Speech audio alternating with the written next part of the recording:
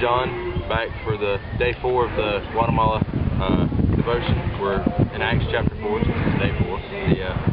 There's a lot of good stuff in here. The couple verses that stood out to me the most were verse 13, where it said, "Now when they saw the boldness of Peter and John, they perceived that they were uneducated, common men. They were astonished, and they recognized that they had been with Jesus." That just kind of stuck out because it shows you that the Pharisees had been interrogating Peter and John, and they were amazed by the answers and the depth of their understanding of the scriptures, and they realized that they were just common people. They hadn't been to school or anything to learn about it, yet they realized that they had been with Jesus and that Jesus had changed their lives so much that they realized they knew more than they did. And then further on down, they told Peter and John not to keep preaching.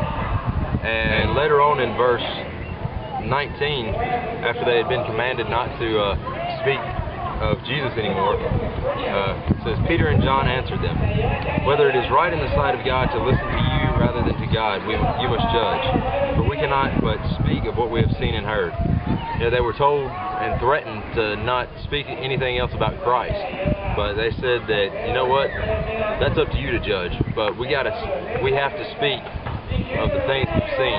The stuff we've seen that God's worked in our lives is just so awesome that we can't keep our mouth shut. When we're on the trip, we may find people that don't want us to witness or share our message with people, but you've got to stand strong and still know that what God's done in your life, and keep on preaching about what He's done. So don't let anybody else get you down, even in your daily life. Just keep sharing what He's been working with you, and keep sharing His message. So make sure you read the rest of chapter 4. There's a lot of good stuff in there, and we'll see you back tomorrow.